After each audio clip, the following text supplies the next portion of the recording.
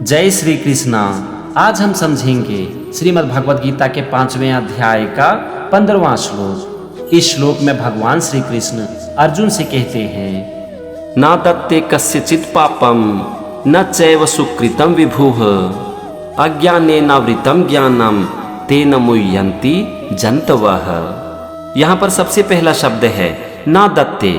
इसमें दो शब्द है, ना और आदत्ते। ना का मतलब होता है नहीं और आदत्ते मतलब ग्रहण करता है। इसके बाद है कस्यचित् पापम। इसमें दो शब्द है, कस्यचित् और पापम। कस्यचित् का मतलब होता है किसी के और पापम मतलब पाप को। इसके बाद है ना चैव। ना मतलब नहीं और चैव में दो शब्द है, चौ और एव। चौ का मतलब होता है और एव मतलब ही। फिर है सुकृतम प्रभुः। सुकृतम का मतलब होता है शुभ कर्मों को और विभु मतलब परमेश्वर।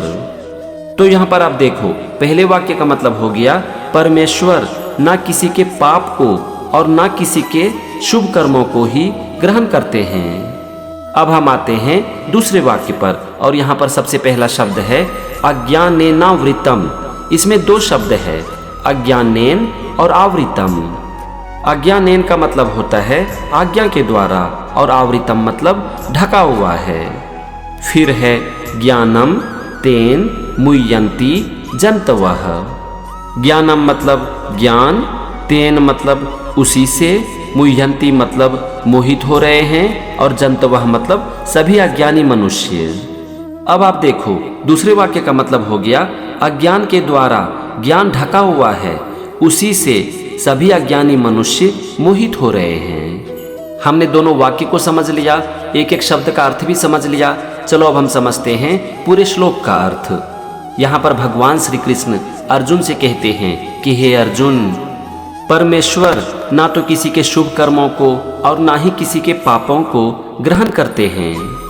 अज्ञान जो कि एक मनुष्य के ज्ञान को ढक देता है, उससे सारे मनुष्य मोहित हो रहे हैं।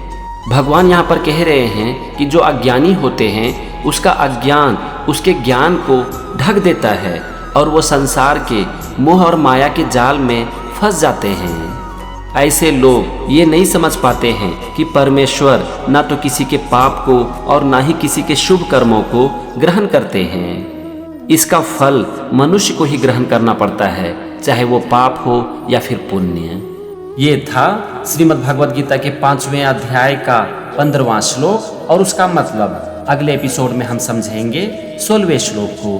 तब तक के लिए जय श्री कृष्ण।